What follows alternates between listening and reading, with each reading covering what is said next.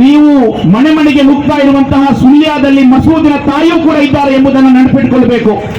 ಇವರ ಶಾಪ ಖಂಡಿತವಾಗಿಯೂ ಕೂಡ ನಿಮ್ಮ ಕುಟುಂಬಕ್ಕೆ ತಟ್ಟುವ ಮೊದಲು ಈ ಜಿಲ್ಲೆಯಿಂದ ನೀವು ಹೋಗುವುದು ಒಳಿತು. ಪ್ರವೀಣ್ ನೆಟ್ಟಾರು ಹತ್ಯೆಯಿಂದ ಆಕ್ರೋಶಗೊಂಡಿದ್ದ ಹಿಂದೂ ಕಾರ್ಯಕರ್ತರನ್ನು ಸಮಾಧಾನಪಡಿಸಲು ಬಿಜೆಪಿ ಸರ್ಕಾರ ರಾಷ್ಟ್ರೀಯ ತನಿಖಾ ದಳವನ್ನು ಪಿಎಫ್ಐನವರ ಮನೆಗೆ ಕಳುಹಿಸಿದ್ದಾರೆ ಎಂದು ಪಿಎಫ್ಐ ರಾಜ್ಯ ಕಾರ್ಯದರ್ಶಿ ಎಕೆ ಅಶ್ರಫ್ ಹೇಳಿದ್ದಾರೆ. ದಕ್ಷಿಣ ಕನ್ನಡದ ಹಲವೆಡೆ ನಡೆದ ಎನ್ಐಎ ದಾಳಿ ವಿರೋಧಿಸಿ ಯುಎಪಿಎ ಕಾಯ್ದೆ ವಿರೋಧಿ ಹೋರಾಟ ಸಮಿತಿಯವರು ಮಂಗಳೂರಿನ ಕ್ಲಾಕ್ ಟವರ್ ಬಳಿ ಶನಿವಾರ ನಡೆದ ಪ್ರತಿಭಟನೆಯಲ್ಲಿ ಅವರು ಮಾತನಾಡಿದರು.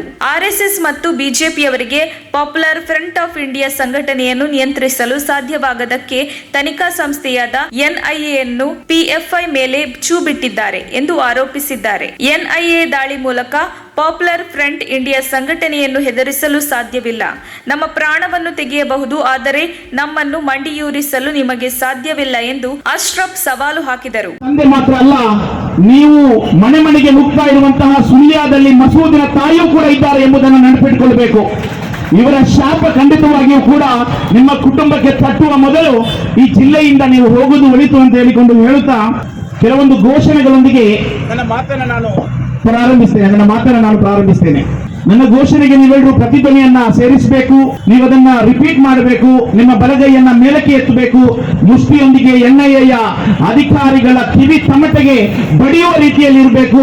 ಭಾಷೆ ಅರ್ಥ ಆಗದಿರೋದು ಅಂತ ಹೇಳಿ ಭಾವಿಸುವುದಾದ್ರೆ ಹೆದರಬೇಡಿ. ನಮ್ಮ ಸಂಸದರಿದ್ದಾರೆ, ಹಿಂದಿಯನ್ನ ಕನ್ನಡಕ್ಕೆ ಬಹಳ ಚೆನ್ನಾಗಿ ಪ್ರಧಾನಿಗೂ ಗೃಹ ಸಚಿವರಿಗೂ ಅವರು ಟ್ರಾನ್ಸ್ಲೇಟ್ ಮಾಡಿಕೊಡ್ತಾರೆ. ಆದ್ರಿಂದ ನಾವು ಕನ್ನಡದಲ್ಲೇ ಘೋಷಣೆ ಕೂಗುವ ಆ ಘೋಷಣೆಯನ್ನ ನೀವೆಲ್ಲರೂ ಕೂಡ ಪುನರಾವರ್ತಿಸಬೇಕು.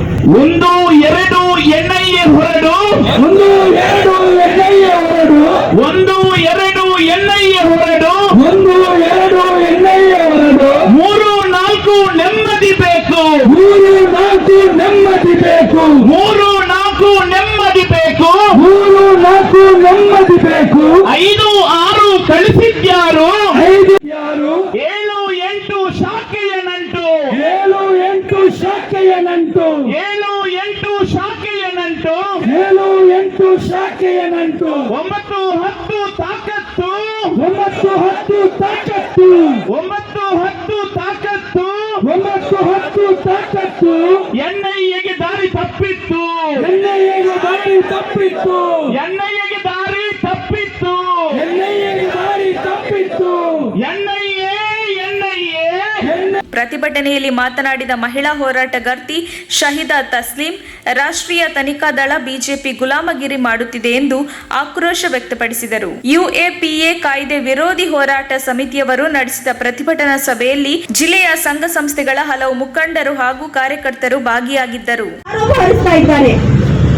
ಇಲ್ಲಿನ ಮಹಿಳೆಯರ ಸ್ಥಿತಿಯಾಗಿದೆ ಇದು. ಕರ್ನಾಟಕದ ಬೆಲೆ ಏರಿಕೆ, ಪ್ರತಿಯೊಂದು ವಿಷಯ ಕೂಡ, ಪ್ರತಿಯೊಂದು ವಸ್ತುಗಳು ಕೂಡ ಬೆಲೆ ಏರಿಕೆಯಾಗಿದೆ. ಗ್ಯಾಸ್ ನ ಬೆಲೆ ನಿಮಗೆ ಗೊತ್ತಿದೆ. ಮಹಿಳಾ ವಿರೋಧಿಯಾಗಿದೆ ಇಂತಹ ಸರ್ಕಾರ. ಪ್ರತಿಯೊಂದು ಅಡುಗೆ ವಸ್ತುಗಳ ಬೆಲೆ, ದಿನಬಳಕೆಯ ವಸ್ತುಗಳ ಬೆಲೆ ಹೆಚ್ಚುತ್ತಾ ಇದೆ. ಅರವಿಂದ ಲಿಂಬಾವಳಿ ಮೊನ್ನೆ ಆ ನೆರೆ ಪ್ರದೇಶಕ್ಕೆ ಹೋದಾಗ ಮಹಿಳೆಯ ಜೊತೆ ನಡೆಸಿಕೊಂಡ ರೀತಿ ನಿಮಗೆ ಗೊತ್ತಿದೆ. ಇವರಿಗೆ ಮಹಿಳೆಯರ ಜೊತೆ ಸಭ್ಯವಾಗಿ ವರ್ತಿಸಲಿಕ್ಕೆ ಗೊತ್ತಿಲ್ಲ. ಯಾಕೆಂದ್ರೆ ಇವರು ಮನುವಾದಿಗಳು. ಮನು ಸಿದ್ಧಾಂತ ಮಹಿಳಾ ವಿರೋಧಿಯಾಗಿದೆ.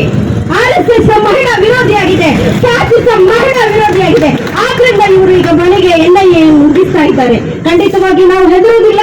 ನಾವು ನಮ್ಮ ಹೋರಾಟವನ್ನು, ಕಾನೂನಾತ್ಮಕ ಪ್ರಜಾಸತ್ತಾತ್ಮಕ ಹೋರಾಟವನ್ನು ಖಂಡಿತವಾಗಿ ನಾವು ಮುಂದುವರಿಸ್ತೇವೆ. ನಮ್ಮ ಪೀಳಿಗೆಗೆ ಇದನ್ನು ಹಸ್ತಾಂತರಿಸ್ತೇವೆ. ಇಲ್ಲಿ ಒಂದು ಸುಭದ್ರ ಪ್ರಜಾಪ್ರಭುತ್ವ ಸರ್ಕಾರ ಬರುವವರೆಗೆ ನಾವು ಪ್ರತಿಯೊಬ್ಬರು ಈ